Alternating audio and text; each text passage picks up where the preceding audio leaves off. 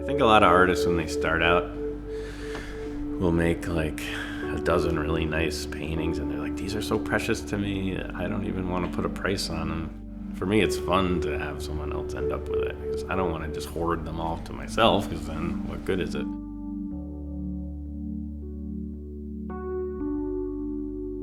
I try to make the stuff cheap enough so normal, regular folks can buy it.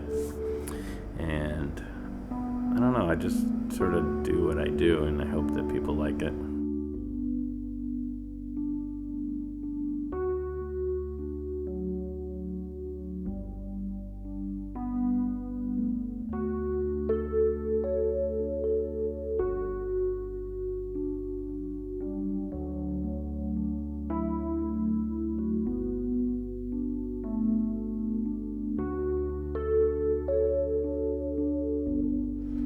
Half the fun for me is like seeing what other people see in the paintings, because I try not to put too much baggage on each one, and I like to hear why other people like them before I tell them what I thought.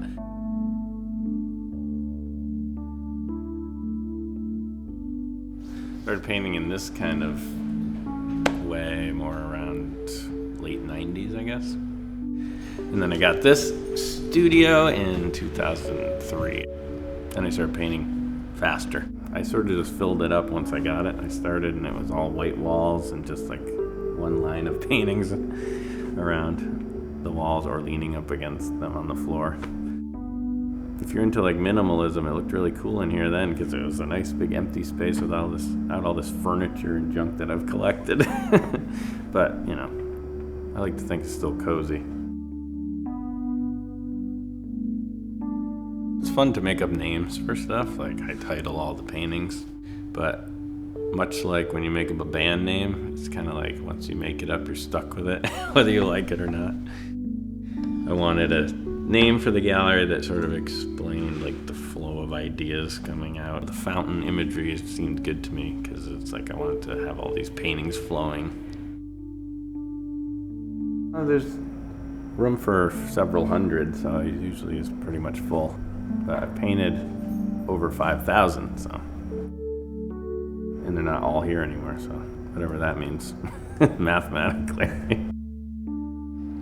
And I have been told that I hang them too close together, which bugs some people, because they're like, I can't tell what I'm looking at because they're all touching each other.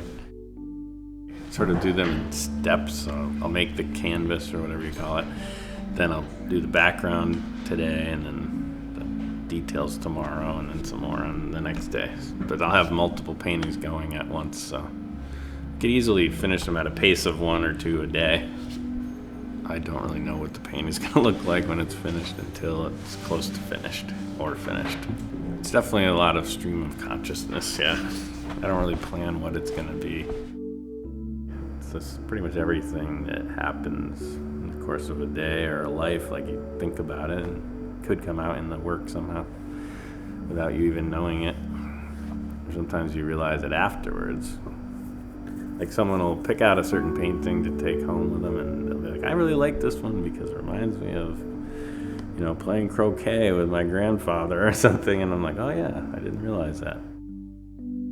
Well, my dad was a painter, so I was sort of inspired by that. And my mom is an artist, mostly graphic designer. And my favorite painting teacher was one that I had in college. His name is Barclay Hendricks, but he's sort of a realist painter, so I didn't really cop my style from anyone. He's pretty prolific, and he was just not afraid to paint whatever he wanted to, and I thought that was cool. I'm pretty into Miro and Picasso and a lot of the ones you would guess, like Matisse. Yeah, and I look at a lot of comic books. That probably influences my paintings a lot more than I think. Just like the bold nature of like each panel and the way the colors are arranged with like the definite outlines and stuff, and the way they're colored. I just like the panels on their own a lot more than the whole page, the way it looks. Sometimes I'll do a painting of a panel of a comic. Yeah, you can't take yourself too seriously. But for some reason, I don't like the term whimsical. Just don't call it whimsical, but you can call it funny if you want. I just tried to focus on East Hampton, and I made 49, I think it was, different images that I thought had something in some way to do with the town. And it sort of replicates like part of my wall of the gallery here. Music is a big part of what I like to do with my time. So I think I started playing guitar when I was a teenager, basically maybe 13 or 14. And I've always been in a band since then, or at least said I was, whether I was or not.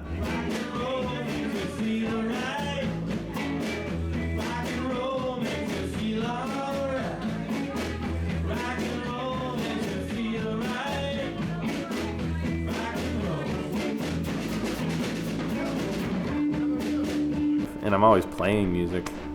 Pretty much don't paint unless I'm painting to music. Sometimes the music influences that directly.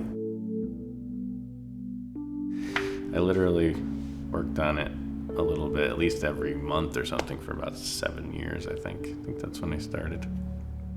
Instead of doing 608 separate paintings of people's faces, musicians' faces, I just did them all on one surface. I just started in the middle and then worked my way out until it was full.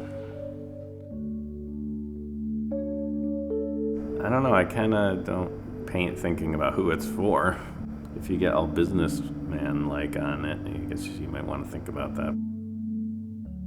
Art for all, as a motto, is just sort of means that my art is not too pretentious or like exclusive or just meant for people that get it, because there's not really anything to get. It's like you get what you get out of it, and it's not necessarily the same thing I thought you were gonna get.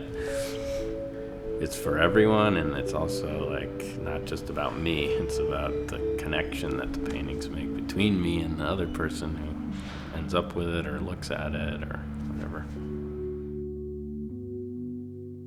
If you're gonna mass produce the same thing, you might as well just have it printed over and over again, or use photography or some other medium.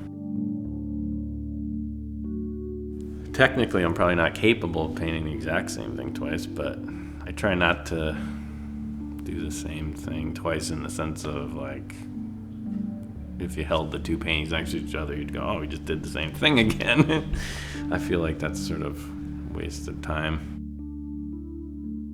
I tried to replicate one once because someone lost it, but other than that, I try to make every painting different from the other. The previous 5,100 and whatever that came before it.